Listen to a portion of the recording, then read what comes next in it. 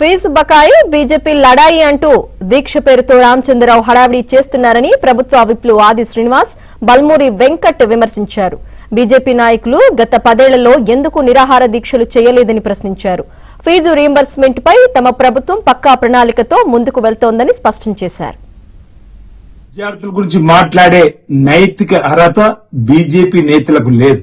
విద్యార్థులు భారతీయ జనతా పార్టీ నాయకులు చేస్తున్నటువంటి అంశాన్ని గమనించమని సందర్భంగా నేను కోరుతూ బీజేపీ రాష్ట్ర అధ్యక్షులు రామచంద్రరావు గారు ఈ ఫీజు అంశంలో నిరాదీక్ష చేస్తారని చెప్పని గొప్పగా చెప్పే ప్రయత్నం చేస్తున్నాడు. ఫీజు బకాయి బీజేపీ లడాయి అని బడాయి కబుర్లు చెప్పేటువంటి ప్రయత్నం చేస్తున్నాడు. నేను సూటిగా అడుగుతా ఉన్నా భారతీయ జనతా పార్టీ రాష్ట్ర అధ్యక్షులు రామచంద్రరావు గారిని. గత బీఆర్ఎస్ హయాంలో 10 సంవత్సరాలుగా పేద విద్యార్థులకు ఫీజులు బకాయిలు పెడితే ఎందుకు మీరు రోడ్డుకి ఆందోళన చేయలేదు? మీరు నిరాదీక్ష చేసేటువంటి కార్యక్రమాలు తీసుకోలేదు.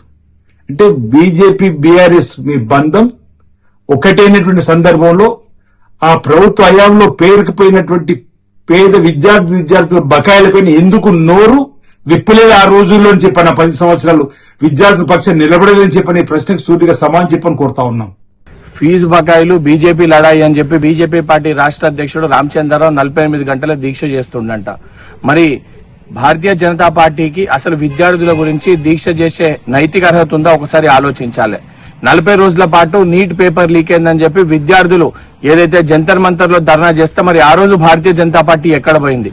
ఇదే నరేంద్ర మోడీ గారి ఇంటి ముందు రాహుల్ గాంధీ, ఖర్గే గారు, కాంగ్రెస్ పార్టీ ఎంపీలందరూ కూడా ధర్నా చేస్తే కేంద్ర విద్యాశాఖ మంత్రి రాజీనామా చేసిండు. విద్యార్థులపైన లాఠీ చార్జ్ చేసినప్పుడు మరి విద్యార్థుల గురించి ఆలోచించాల్సిన నైతిక అర్హత ఆ రోజు భారతీయ జనతా పార్టీకి ఉండేనా?